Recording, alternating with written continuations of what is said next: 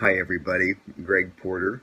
I am actually away, um, so my setting is a little different, but this is the second of five lessons on the life of Joseph, and an interesting guy. Last week we talked, and then last Sunday we discussed some of the things that were happening as we got to know Joseph's family of origin, particularly his father, Jacob, whom uh, my assertion is that God used often in spite of himself.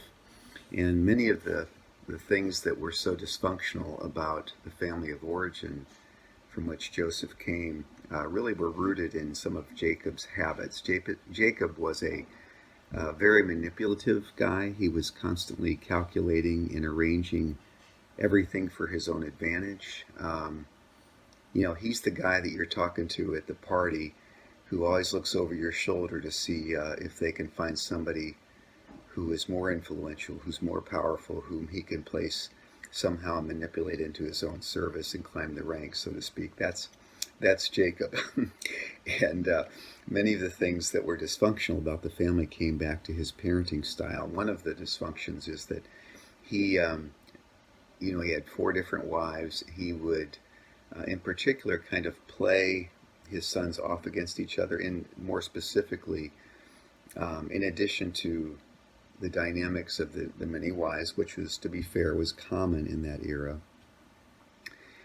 He had decided that Joseph, among the youngest of his children, was going to be his chosen one, and that meant that he was going to receive the family inheritance and receive a number of favors that typically went to the oldest son, which were really the sons from his second, or actually his first wife, Leah, but Rachel was his favorite wife, and Joseph was born to Rachel. So you had this weird sons of Rachel versus sons of Leah thing going on. You throw the second layer in there that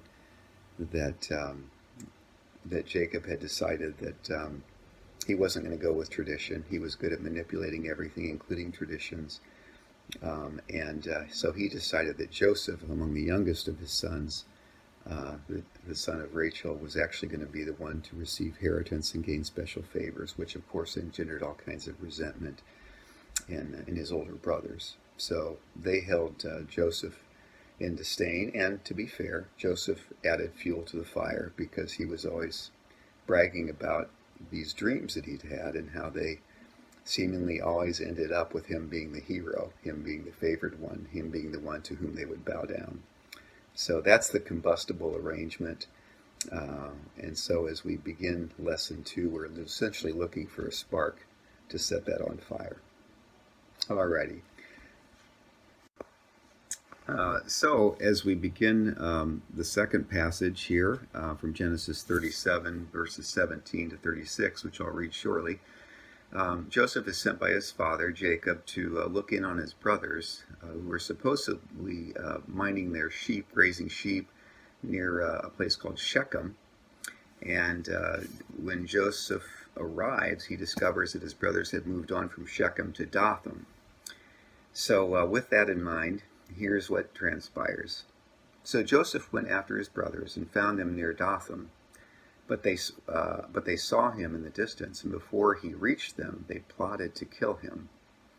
"Here comes that dreamer," they said to each other. "Come now, let's kill him and throw him into one of these cisterns and say that a ferocious animal devoured him. Then we'll see what comes of his dreams."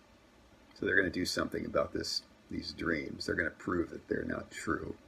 They're going to have the final word. And when Reuben heard this, he tried to rescue him, that is Joseph, from their hands. "Hey, let's not take his life," he said. "Don't shed any blood. Throw him into this cistern here in the wilderness, but don't lay a hand on him." Reuben said this to rescue Joseph from them and take them back to his father. So Reuben, he's in a delicate situation, right? If he doesn't go along, he may end up in the cistern as well, right? So this is very delicate. He's trying to find a middle way to save his brother's life. So he's got that going for him. And as they sat down, so Joseph came to his brothers And they stripped him of his robe. They hated the robe that his father Jacob had given him, which was rather ostentatious, the ornate robe he was wearing. And they took him and they threw him into the cistern. The cistern was empty, and there was no water in it.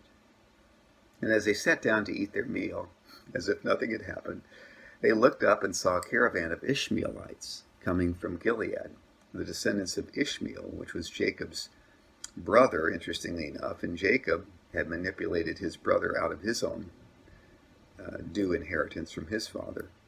So interesting that the Ishmaelites were coming along. Their camels were loaded with spices, balm, and myrrh, and they were on their way to take them down to Egypt. And so Judah said to his brothers, "What will we gain if we kill our brother and cover up his blood? Come, let's sell him to the Ishmaelites and not lay our hands on him. After all, he is our brother, our own flesh and blood." And his brothers agreed. So, Judah charts another third way in which he just traffics in his younger brother. But I guess that's better than killing him, at least one would hope. So when the Midianite merchants came by, his brothers pulled Joseph out of the cistern, and they sold him for 20 shekels of silver to the Ishmaelites, who took him, that is Joseph, down to Egypt. And when Reuben returned to the cistern and saw that Joseph was not there, he tore his clothes. So apparently Reuben was out of the loop here. It makes me think that he didn't sit down and have dinner with them. He went back to his brothers and said, "The boy isn't there. Where can I turn now?" And then they got Joseph's robe. They slaughtered a goat and dipped the robe in the blood. And they took the ornate robe back to their father, Jacob, and they said, "We found this. Examine it to see whether it's your son's robe." And so Jacob recognized it and said, "It is my son's robe. Some ferocious animal has devoured him. Joseph has surely been torn to pieces." So Jacob obviously is distraught. And then Jacob tore his clothes, put on sackcloth, and mourned for his son for many days, which was an ancient custom in the Near East. All his sons and daughters came to comfort him, but he refused to be comforted. "No," he said, "I will continue to mourn until I join my son in the grave." So his father wept for him, obviously deeply, deeply, deeply distraught, as any parent can imagine.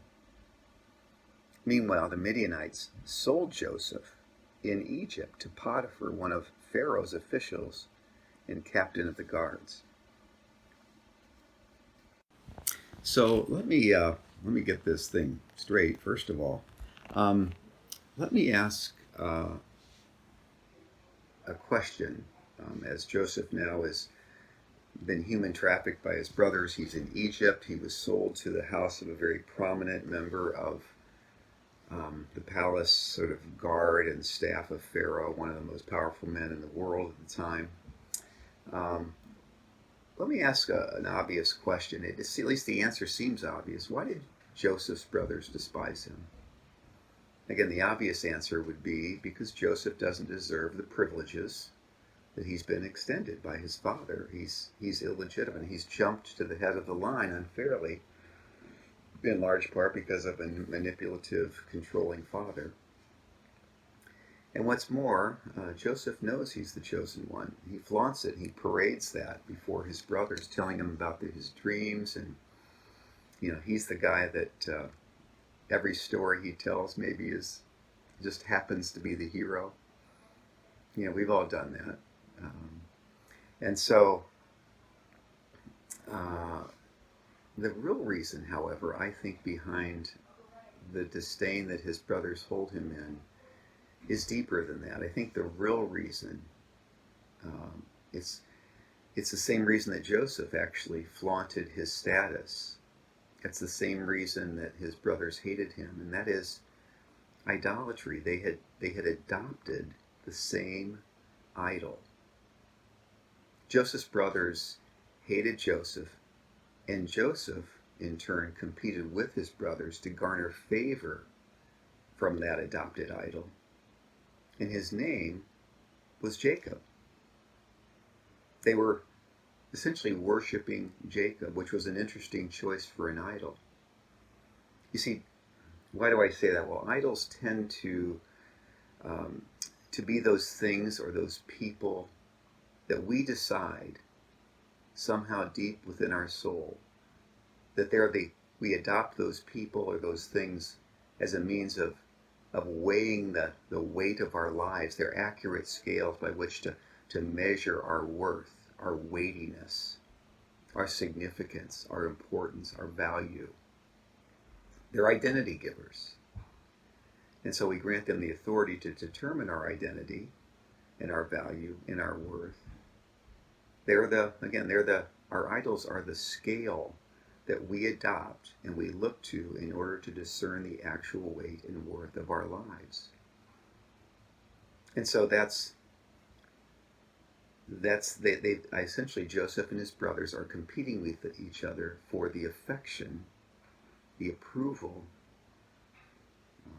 of their idol Jacob, their father, that they had decided somehow deep within their souls that the way their father looked at them or valued them or decided that he was the one that they granted the authority to determine the weightiness, the significance, the value of their very lives.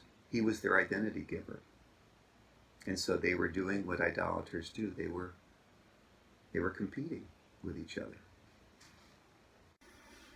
And so our idols are what rescue us from the damnation of worthlessness. We give our idols permission to assign us a name, if I could put it that way, as God did to Jacob, as the primary means of identifying who we are and by extension what we're worth. The brothers, again, hated Joseph because the scale they had adopted, which was Jacob, indicated that Joseph was worth more than they were. That he was, we would say it this way, he was the better man, I guess, in their minds. He was the man, which is implicit in that is you're worth more, you're better than, you're superior to. And so, if we've adopted an idol, we must compete with any and all rivals in order to garner favor from that idol.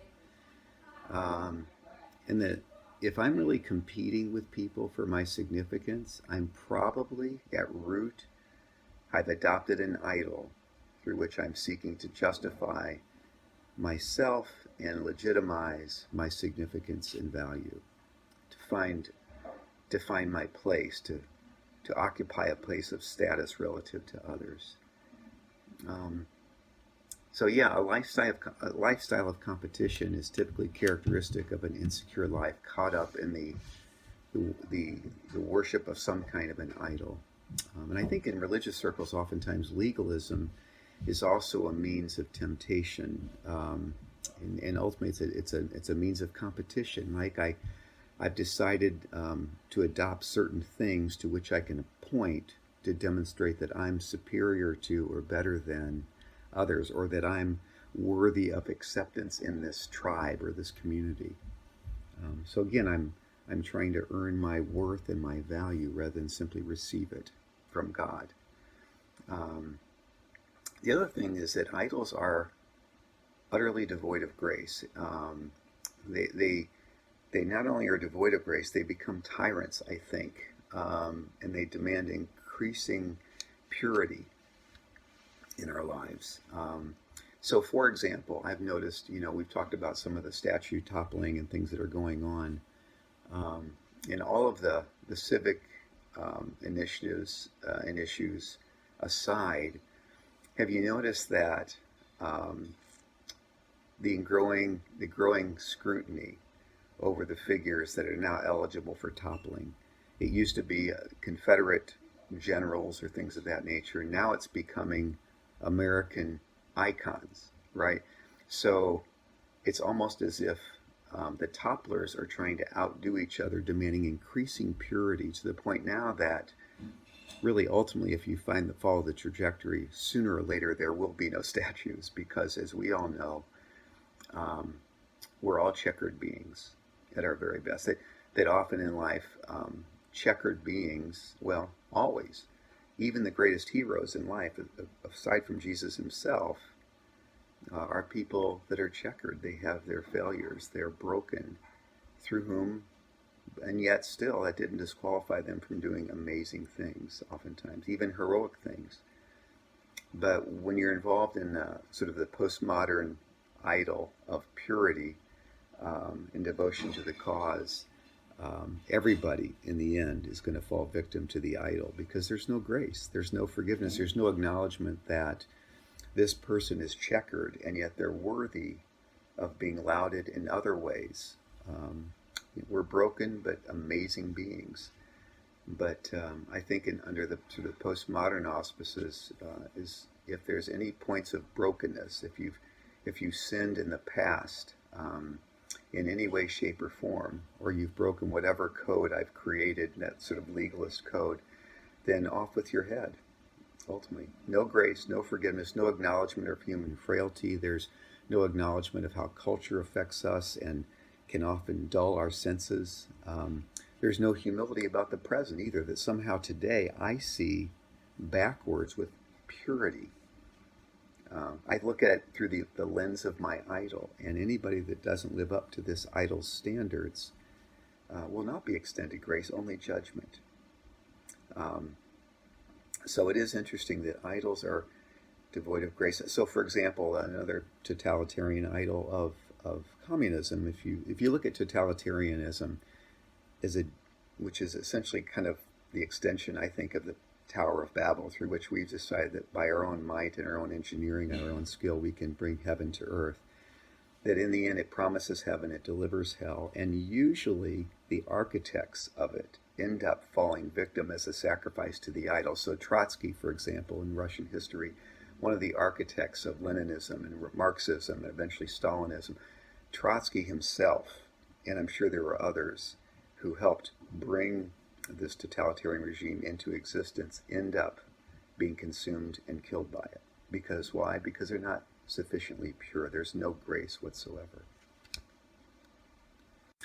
So idolatrous was Joseph that he even used God. This is sort of where a lot of times legalism comes in. He even uses God as a means to prevail over his brothers, to prove his superiority, who is very much unlike Mary in the New Testament, who, when she received these revelations from God, treasured these things, these revelatory words from God in her heart, where Joseph broadcast them, as a means of, in some ways, adding weight and tipping the scales of his father's favor and his own spiritual status to be superior to that of his brothers.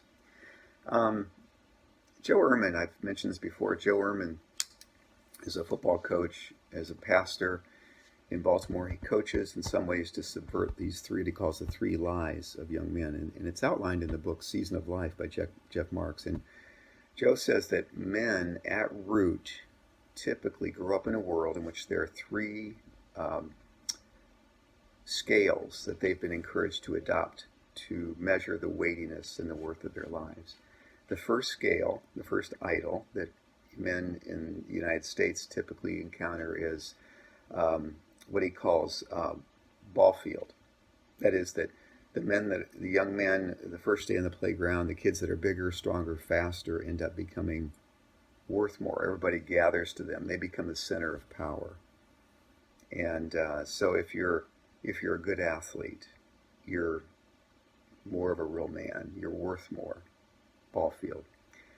Then as young men get older and they get into adolescence, it becomes sexual conquest.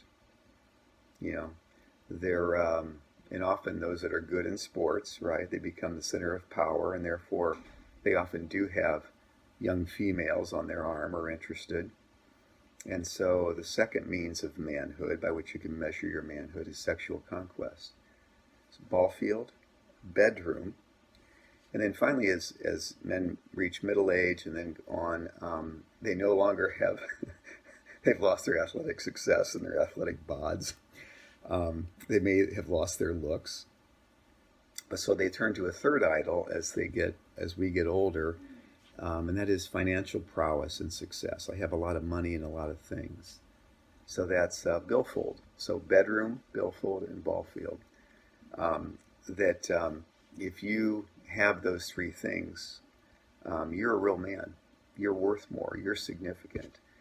And of course, what that does is that launches young men into a life trajectory of comparing and here again and competing, right? That's what idols engender in us. It needs to compete with other people to prove our worth. And so what happens is men have end up with a lot of toys, but nobody to share them with because they're not well versed in even the language of meaningful relationships. And study after study says that men are they just after they hit 30 typically don't even have maybe even one meaningful, unguarded, honest relationship with another male. Why? Because we're always comparing and competing, right? Rather than befriending one another. I don't know what females' idols are. That would be interesting, and that'll probably be one of our discussions. Is what are suburban women? What are maybe 2 or 3 idols that we are tempted to look to? And let's be honest, we all look to them at different times and different seasons of our lives. And God beckons us to do otherwise. So that's to save us from the great anguish and pain that idols inevitably create in our lives. And so we're about to, as we've seen here, Joseph and his brothers are engaged in competition and idolatry over their father, and let the suffering begin. And so if you think about it, this idea that idols demand increasing purity, that they have no grace, that they engender competition, that you have to continue to go back and keep it alive by proving increasing purity, that identity is and worth is the consequence of a verb, of things I have to do to prove myself. So Jesus, when he gets baptized, right, he's there, and it says that a voice from heaven said, "This is my beloved Son, in whom I am well pleased." So Jesus, sort of being anointed by John the Baptist, and then receiving the anointing and the approval of God, that God, presumably God the Father, is bestowing, "You are my beloved Son." That's who you are. That's your identity. And then he goes off into the wilderness to be tempted, and the very first thing that the devil essentially says to him is, if you're the Son of God, prove it by, boom, doing this, by doing that. So again, it seems to me that God's ancient adversary wants us to go back. Like that's his first strategy with Jesus, is to get him to prove his worth, to get him to prove his identity, to get him to show that he's better than, or holier than, or more powerful than the idols. So essentially, I think what the devil likes to say is, hey, step on my scale. It's the popular one. It's the one everybody turns to. This is the scale by which you can measure your life. And if the devil can get a man or a woman to weigh themselves by that scale, he will have really begun to lead them to destruction. Jeff Conway, longtime friend of mine, suffering from a debilitating illness that caused him to resign his position at Paoli Presbyterian. Jeff does, when I visited one time, I forget, or whenever I would see Jeff with any of his parishioners, particularly the young people, he did something which I thought was very significant. He would say to them, and I think the kids would roll their eyes, but I think there's something profound going on. He would say to them, "Who are you?" And they would look at him quizzically, and he would say, "You're a beloved child of God." That was his way of subverting the idolatrous message that they're receiving. No, you may be a straight A student. You may be going to an Ivy League school. You may be a great athlete. You may be the best person in the band or the orchestra, or you may be the most popular or best looking, you name it, right? That's not really who you are. You're made in the image of God. You're loved by God. And if you get that right, you'll save yourself a lot of angst. And you'll be used of God in deeper, more profound, and even more courageous ways. Because you don't have to prove your identity. You don't have to prove it. You receive it. And when you don't live up to that, start over. it doesn't affect my devotion to you and my love and your identity. Unlike an idol, I have grace. Well, the first glimpse we get of Joseph and his brothers is really not a flattering one, we would say. He, along with his brothers, are caught up in this idolatry of idolizing their father, Jacob, competing with each other. Again, idolatry creates competition and chaos, and it was into that kind of chaos that Joseph was raised, as were many of us. Long story short, I was raised in a family that in many ways was very good, but also, like all families, had its idols, intergenerational idols that were passed on from one generation to the next generation. And our family, my dad's idol that I ingested pretty deeply, and which he passed on to me with the best of intentions, right, was athletic success. To be somebody, to be worth something, you had to have athletic prowess and success. And one of the reasons to this day that I play golf, and I am at best, on a good day, an average golfer. On a bad day, I'm terrible. And I was ready to walk away from golf a few years ago. This is going to sound funny, but I read a book called The Spiritual Dimensions of Golf, in which it states that if you are really struggling emotionally from playing golf, you need to keep doing it.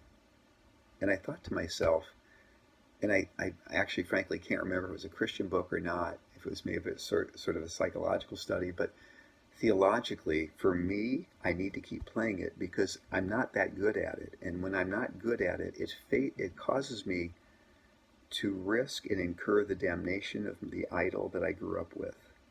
And it causes me to go back to first principles. So when I'm done playing golf, so I have to keep going back to, I played horrible today, but that has no value, no bearing on the value of my dignity and I'm made in the image of God. I'm loved by God. That's who I am, who happens to play golf. Not a golfer who happens to go to church, but I'm a child of God who happens to play golf. And so I have to keep revisiting that all the time and incurring the wrath of my idol. You're worthless. You're not very good. And it causes me to go back to the words of God, and that God's definition has nothing to do with my level of athletic prowess or lack thereof. And just enjoy and have to depend upon His grace. So when I'm done playing, the question shouldn't be, how well did I play? But a previous question should be, how well did I display who I am, a child of God? And specifically, how well did I serve, which is what God wants me to do, even though He loves me when I don't. So finally, let me just leave you with a couple of questions to ponder that we can discuss for those of you who can make it on Sunday morning online. Questions to ask yourself. What was used by your family, your parents primarily, to measure someone's or your weightiness, their significance, their importance? What was it that your family of origin looked to? Was it ball field, bedroom, billfold? What was it? Was it money? Was it things? Was it academics? What was it that you were told will determine your value, apart from you're loved by God and made in the image of God? Secondly, in what circumstances do you typically feel most worthless or fearful or insecure? Because when you're feeling that's significant. There's something going on at a deeper soul level there. What is it? What's going on, and what do you do with those feelings when you feel that way? What strategy do you typically employ to help alleviate that? So paint that setting in which you feel that way, and then how do you typically respond? Do you go to God and say, Lord, help me with this. I'm wrestling with this ancient idol, and I know it's an incremental struggle. Or do you go back to your strategy to try to prove and compare and compete with others to prove your value? Do you give in to the insecurity, if you will? And finally, do you agree with Joe Ehrman's list of the three most common lies of masculinity? And then secondly, what are the two or three idols you think that suburban uh, women wrestle with to legitimize themselves and their significance, their importance, to essentially strategies to be a quote unquote saved individual, if I could put it theologically? So I look forward to talking about those three questions with you on Sunday. And once again, thank you.